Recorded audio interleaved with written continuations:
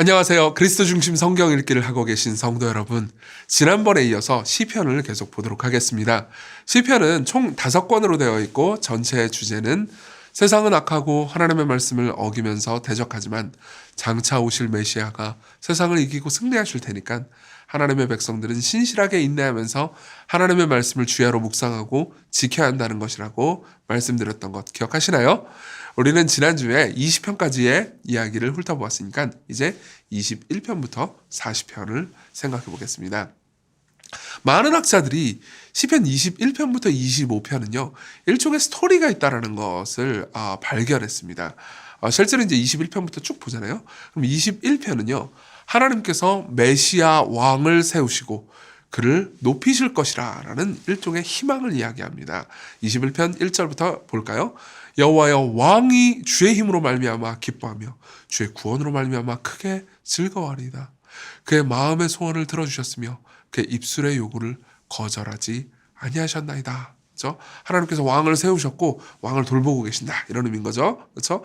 근데 그 왕은 까닭과 이유 없이 계속해서 고통을 당하고 사람들과 하나님께 버림을 받습니다. 그게 22편의 내용이에요. 내 하나님이여 내 하나님이여 어찌 나를 버리셨나이까? 어찌 나를 멀리하여 돕지 아니하시오며 내 신음소리를 듣지 아니하시나이까? 그리고 22편 6절은 이렇게 말합니다. 나는 벌레요 사람이 아니라 사람의 비방거리요 백성의 조롱거리이니이다.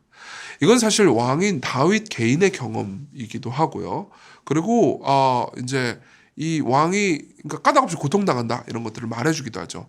근데 그 왕의 하나님 여호와는요. 왕을 계속해서 인도하시고 함께 하십니다. 유명한 23편에 나옵니다.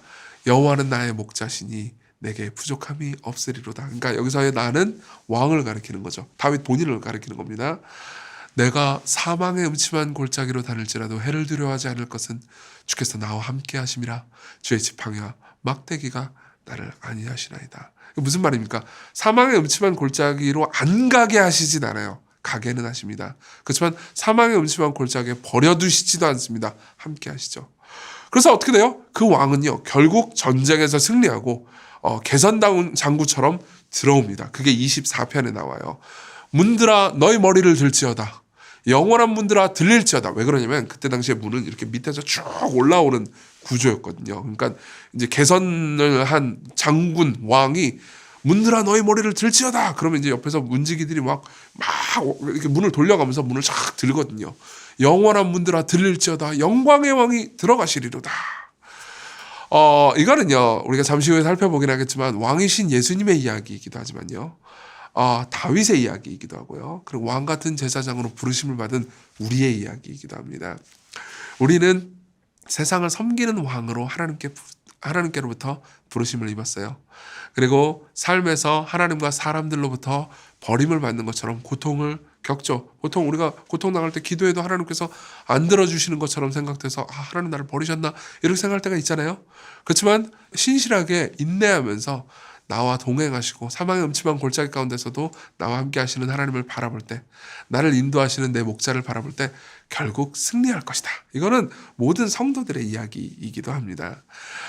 따라서 이후의 시편은 끊임없이 하나님의 말씀을 신실하게 따르고 그분을 바라볼 것을 다짐하는 시예요. 25편 15절 내 눈이 항상 여호와를 바라보면 내 발을 그물에서 벗어나게 하실 것이미로다. 그죠? 그리고 또 몇 구절 더 읽어드릴게요. 27편 11절 여호와여 주의 도를 내게 가르치시고 내 원수를 생각하셔서 평탄한 길로 나를 인도하소서. 그러니까 내가 되게 힘든 상황인데 어쨌든 주의 도 하나님의 말씀이죠. 그걸 내게 가르쳐 주시고 나를 구해주세요. 이렇게 얘기하는 거죠. 34편 14절 악을 버리고 선을 행하며 화평을 찾아 따를지어다. 이거는 시인이 스스로에게 다짐하는 내용이기도 합니다. 내가 악을 버리고 선을 행해야지. 고통 가운데 있더라도 하나님을 신뢰해야지. 이렇게 말하는 거죠. 38편 15절 여호와여 내가 주를 바라싸우니 내 주 하나님이 내게 응답하시리이다. 그러니까 이제 이건 하나님께 기도하면서 내가 이렇게 고통 가운데도 하나님을 따르고 신실하게 당신의 말씀을 지키니까 나를 인도해 주세요라고 말하는 거죠. 이게 전체 이제 1편부터 40편까지의 내용이에요. 말씀드린 대로 이 이야기는 한편으로는 왕 같은 제사장인 우리의 이야기, 다윗의 이야기이기도 합니다. 하지만 궁극적으로 예수님의 이야기이기도 해요. 그분이 모든 걸 통치하시는 왕이시죠. 그리고 성부 하나님이 그분을 세우셨습니다. 이거는 21편이 말해주는 내용이죠. 하지만 그분은 다른 왕들처럼 힘과 억압으로 통치하는 왕이 아니에요. 오히려 섬김과 사랑으로 통치하는 왕이시죠. 그렇기 때문에 그분이 죄와 사망을 죽이시기 위해서 이 땅에 오셨고요. 우리가 져야 하는 죄와 사망의 짐을 떠안으시고 십자가에 못 박혀 죽으셨죠. 그 십자가에 못 박혀 죽으신 것을 예언하고 가리키는 시가 시편 22편입니다. 우리가 아까 읽었지만 다시 한번 읽어드릴게요. 내 하나님이여 내 하나님이여 어찌 나를 버리셨나이까. 어찌 나를 멀리하여 돕지 아니하시오며 내 신음소리를 듣지 아니하시나이까. 이것은 종종 우리의 고백이고요. 그리고 다윗의 고백이었고요. 그리고 예수님께서 십자가에 달리셨을 때 마태복음 27장 46절에서 하신 고백입니다. 그러니까 이 이야기는 다윗의 이야기인 동시에 예수님의 이야기라는 거죠.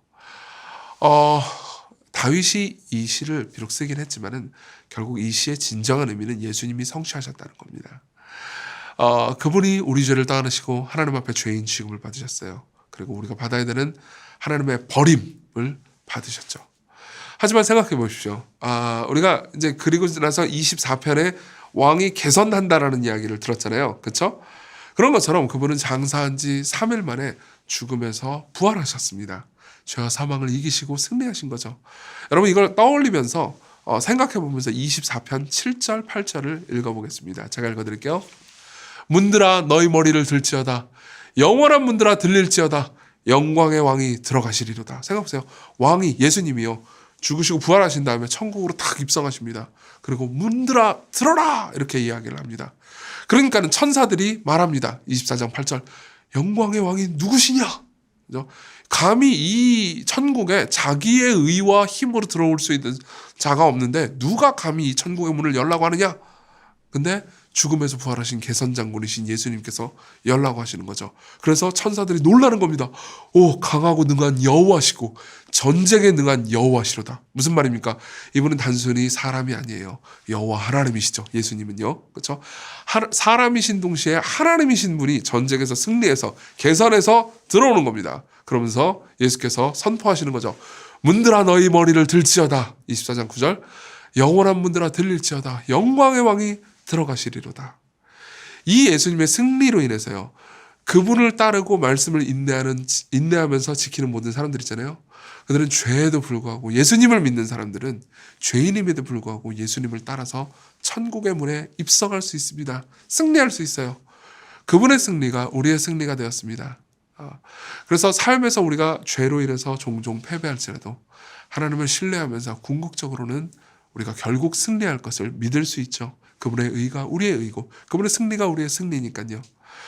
계속해서 시편을 묵상해 보십시오. 그리고 그 예수님을 바라봅시다. 그러면요 여러분들의 힘든 나날들 가운데서도요 위로와 용기가 넘칠 겁니다.